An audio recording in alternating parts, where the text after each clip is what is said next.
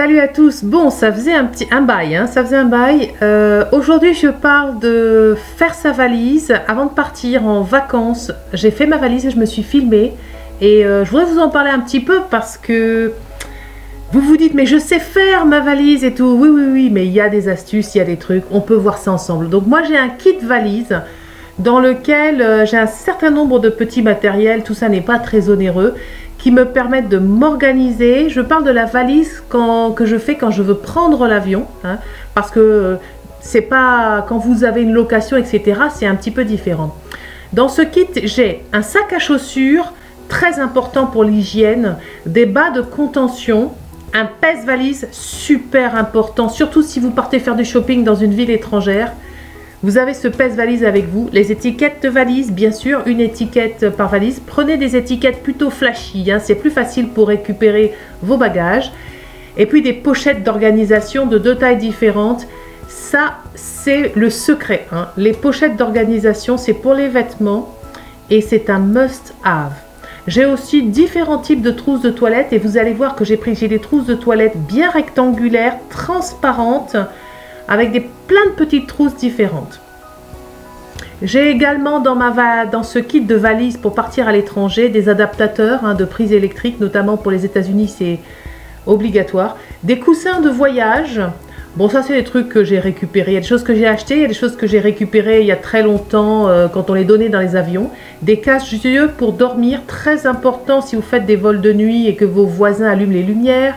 Des petits cadenas avec un petit porte-monnaie pour mettre les petites clés à l'intérieur pour ne pas les perdre. Et puis des boules caisses. Ensuite, vous savez, vous connaissez les normes avec le terrorisme. Vous êtes limité à 20 ml de liquide. Bon, il faut acheter des kits spéciaux qui sont conformes à la réglementation. Donc tout ça, c'est mon kit voyage que je garde dans mon grenier et que je sors quand je veux faire mes bagages. Bon, on va commencer par les bagages en cabine. Donc moi en cabine, j'aime bien voyager léger et je ne jure que par les sacs Longchamp, ok, d'autant plus qu'ils sont polyvalents. Donc ensuite, pendant mes vacances, ils me servent de sac à main. J'en ai 2, un petit et un grand. Voilà la liste de ce que j'ai avec moi dans ces 2 sacs. Rien que dans ces 2 sacs, hein, ils contiennent énormément, les sacs bateaux. Ne vous inquiétez pas, vous aurez un PDF que vous pourrez télécharger à partir de mon blog.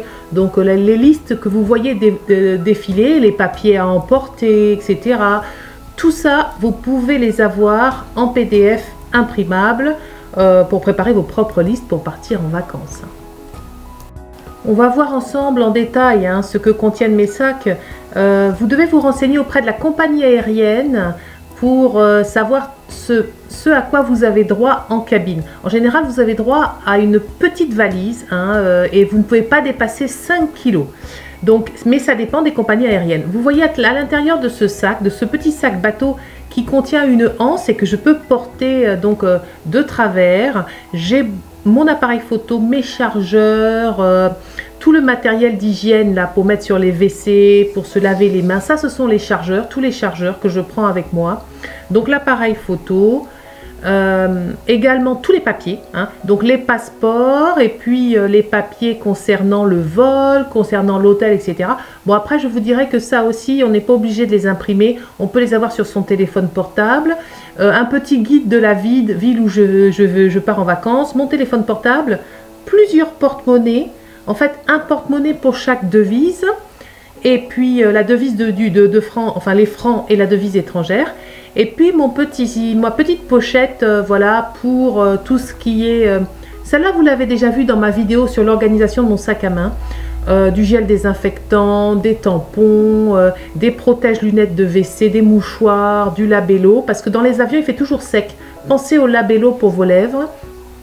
Et ça, ce sont les petites pochettes qu'on met sur la lunette des WC pour les toilettes publiques. Donc en fait, ça c'est mon petit kit qui au fond va aller avec moi dans l'avion, mais aussi que je vais transporter pendant mes vacances dans la ville dans laquelle je vais partir en vacances. Donc moi ce que j'aime bien dans les sacs bateaux, là il y a une anse, il est facile à porter, c'est qu'ils ont une contenance incroyable. On peut y mettre une tonne de choses. Si vous prenez un vol low cost, dans l'avion, prenez des plaids. Hein. Là, je n'en ai pas pris parce que finalement, sur le site, j'ai vu qu'ils donnaient des plaids. Mais si c'est très low cost, vous aurez froid. Il fait toujours froid dans les avions. J'ai prévu donc des pulls. Donc bon, vous avez la liste, hein, mais je vais quand même détailler. Donc les coussins de voyage, évidemment, je les mets dans mon sac. Les cache-yeux aussi. Quelques mouchoirs. Il fait très sec parce qu'il y a la climatisation dans les avions. Des chaussettes, une paire de chaussettes. Pour moi et pour mon fils, et puis donc un pull par personne. J'amène aussi dans les sacs comme ça qu'on va amener en cabine, on prend aussi, si vous avez des enfants, il faut penser à une petite trousse avec des crayons de couleur, un petit coloriage, etc. Donc là je le mets dans le sac à dos de mon mari, hein, parce que lui aussi il a un sac qu'il amène en cabine. Donc j'ai mis les affaires de mon petit parce que le vol dure quand même 8 heures, donc c'est long. Dans mon sac Longchamp marron que vous voyez, j'ai encore la place de mettre une trousse à maquillage et une trousse contenant de quoi me coiffer.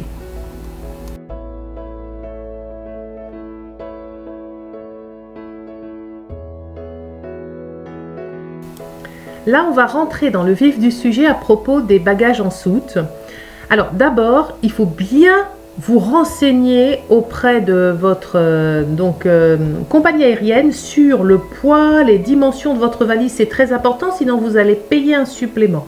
Il faudra étiqueter votre valise aussi. Et comme j'ai dit, avec des étiquettes colorées, c'est beaucoup plus facile de les récupérer ensuite à l'aéroport. Voilà la liste. Hein. Il vous faut une bonne valise, il vous faut un cadenas, des étiquettes, des sacs plastiques, des pochettes d'organisation. Vous avez cette liste en PDF imprimable et vous voyez tout ce que je mets dans ma valise. Alors moi, dans une grande valise, je mets le nécessaire pour 4 personnes, 3 adultes et un enfant. Là, vous voyez dans cette valise-là, il y a les habits et le nécessaire, trousse de toilette, habits pour 3 adultes et un enfant pour une semaine. C'est énorme. Comment je fais pour compacter à ce point-là? On va voir. On va prendre en détail cette valise et on va regarder. Ah, le pliage vertical. Si vous me suivez et que vous avez vu le rangement de mes armoires, vous devez commencer à avoir une petite idée de comment j'organise mes valises et comment j'arrive à faire rentrer autant de vêtements dans un espace si étroit. Donc j'utilise des pochettes d'organisation pour pouvoir faire mon pliage vertical, une pochette par personne. Et je dois vous dire que c'est super. Il n'y a pas mieux. Une valise ne se range pas à l'horizontale. On la range à la verticale. Le linge ne bouge pas parce que les piles de linge verticales sont calées. Donc quand vous arrivez à l'aéroport, à l'hôtel, ça n'a pas bougé. Ensuite, c'est très pratique parce qu'en fait, vous laissez votre pochette d'organisation ou votre valise ouverte. Et quand vous prenez quelque chose, vous ne dérangez rien. C'est extrêmement pratique à l'hôtel. Vos affaires ne se mélangent pas. Quand vous voulez prendre un t-shirt, si c'est une pile horizontale, vous prenez en dessous, vous dérangez tout. Enfin, vous connaissez déjà les avantages du pliage vertical. Si vous avez vu ma vidéo de rangement des armoires, eh bien c'est ce que vous voyez à l'écran là, que je vous montre en détail. Vous voyez bien à quel point c'est avantageux. Il n'y a que des avantages à ranger ses vêtements dans des pochettes d'organisation à la verticale. En plus de ça, je m'arrange pour faire des pliages pas trop haut de façon à mettre 4 pochettes d'organisation. La hauteur du pliage c'est pas très haut, comme ça je peux mettre une pochette sur une autre. Je ne sais pas si je me fais bien comprendre, c'est-à-dire que je peux mettre en tout 4 pochettes d'organisation dans une seule valise parce que je fais des pliages peu hauts. Si vous tenez vraiment à avoir une chemise, par exemple, pliée à l'horizontale, classiquement, c'est très simple. Vous rangez vos vêtements, vos t-shirts, vos pantalons, tout ça à la verticale et vous déposez juste la chemise par-dessus. Il n'y a aucun problème. Pour moi, le pliage vertical dans une valise, c'est un incontournable. Le range-chaussures, c'est un bon accessoire. La raison, c'est l'hygiène. Bien sûr, c'est hygiénique. Là, j'ai un range-chaussures pour 6 paires de chaussures. C'est très pratique. Bon, c'est pas un investissement obligatoire. Vous pouvez ranger vos chaussures dans des sacs poubelles. Je dois vous dire que j'ai un vanity que j'avais acheté il y a très longtemps. J'ai complètement abandonné. Même si c'est bien les vanity. Maintenant, j'utilise des trousses de toilette de taille multiple et transparentes dans lesquelles je peux mettre des trousses de toilette plus petites. Quand j'ai vu ça, notamment chez Zodio, j'ai flashé tout de suite et je me suis dit ça c'est pour moi, ça permet de faire des rangements super, de bien compartimenter, par exemple faire une petite trousse pour les médicaments, une petite trousse pour les maquillages, etc., etc. Et le fait que ce soit transparent, c'est particulièrement intéressant quand vous êtes à l'hôtel parce que vous les déposez par exemple sous l'évier de la salle de bain et puis vous avez, voilà, vous mettez pas le bordel dans la chambre d'hôtel. Ce que je voulais des trousses rectangulaires. Souvent dans les trousses de toilette qu'on va vous proposer, elles sont de forme ronde, de forme enfin de toutes sortes de formes. Là vous voyez, elles sont rectangulaires. À l'intérieur je peux ranger énormément de choses, dont d'autres trousses plus petites. Et ça rentre parfaitement dans ma valise et je les cale à la perfection. Le range chaussures, je peux le mettre par-dessus, donc tout ça, et ça ferme. Mais vous allez voir qu'en vérité, comme on est 4, on va partir avec 2 valises. On part pour faire du shopping et le range chaussures, je vais le mettre dans une autre valise. Oui, il vous faut adopter des kits de voyage conformes à la réglementation pour les liquides. Hein. Donc allez voir donc, sur votre compagnie aérienne les règles. Moi, j'étanchéifie les bouteilles. Comment? Ben, ça, c'est le petit truc que certains connaissent, d'autres pas. J'utilise du film étirable que je vais mettre avant de mettre le bouchon. Hein. Ça ne va pas déchirer le film étirable parce qu'il est assez souple et ça va empêcher qu'il y ait des accidents, des fuites, etc. Vous avez peut-être remarqué que mon rouleau de film étirable est coupé en 2. Et en fait, je vais amener un de ces rouleaux avec moi en vacances. Et puis comme ça, pour le retour, je recommencerai. Hein. J'amène un petit peu de film étirable avec moi, ainsi que des sacs poubelles transparents, différents petits matériels que j'ai listés. Et comme ça, pour le retour, je fais exactement la même chose. Je mets du film étirable entre la bouteille et son bouchon.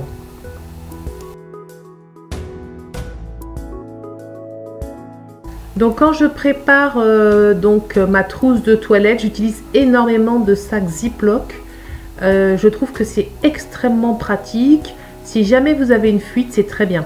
J'essaie d'utiliser aussi des produits de toilette solides, comme par exemple, vous allez voir plus loin, j'essaie d'utiliser le déodorant de la pierre d'Alain ou du savon solide pour me laver, ou même du shampoing solide pour me laver. J'essaie d'éviter d'amener des liquides en fait.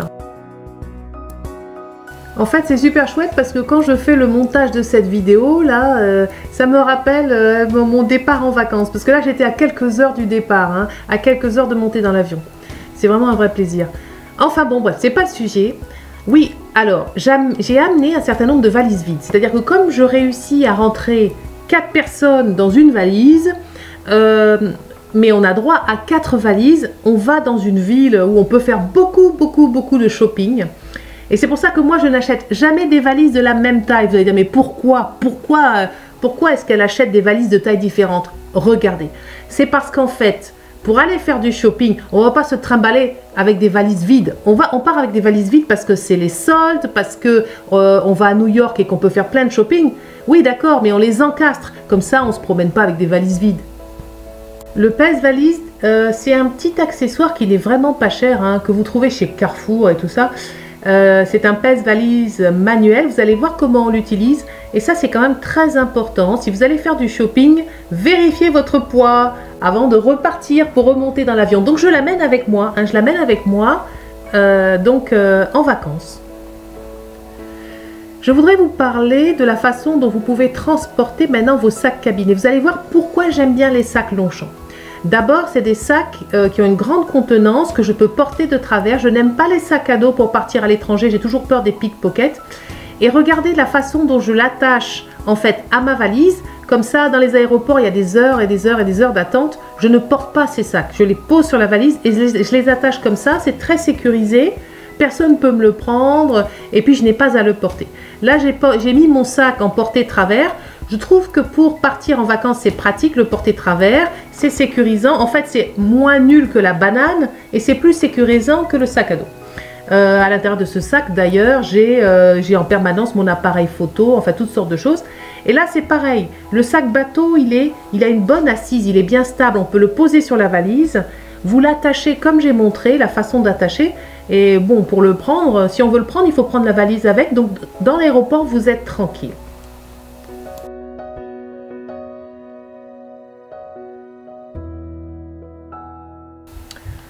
Pour le retour, comment gérer le linge sale? En fait, quand vous avez fait un pliage vertical, le linge sale, lui, en fait, vous avez l'impression que vous aviez un petit volume et qu'il est devenu très immense. Hein, c'est comme les artichauts, hein, le coup du linge sale, le linge propre, il prend peu de volume et le linge sale, vous avez l'impression d'en avoir des tonnes. Moi, j'utilise des sacs poubelles transparents. Et pour ranger mon linge sale quand je suis à l'hôtel, je ne vais pas m'embêter à faire un vrai pliage vertical, hein, j'ai d'autres choses à faire à l'hôtel, mais je le roule, hein, je fais des petits boudins, vous avez vu. Donc en fait, je roule les t-shirts et les habits sous forme de petits boudins et ça prend pas plus de place que le pliage vertical que j'avais fait à l'origine, voilà. Bon, ben à vos valises et peut-être que mes petites astuces vous auront intéressé. Si vous voulez télécharger ma checklist, voilà, qui est là, qui me sert avant de partir. Elle est vraiment spécifique du voyage en avion, mais bon, pour aller dans une ville en plus, hein, mais vous allez peut-être trouver des choses qui peuvent vous intéresser sur ce PDF que vous téléchargez à partir de mon blog. Voilà, salut, à bientôt!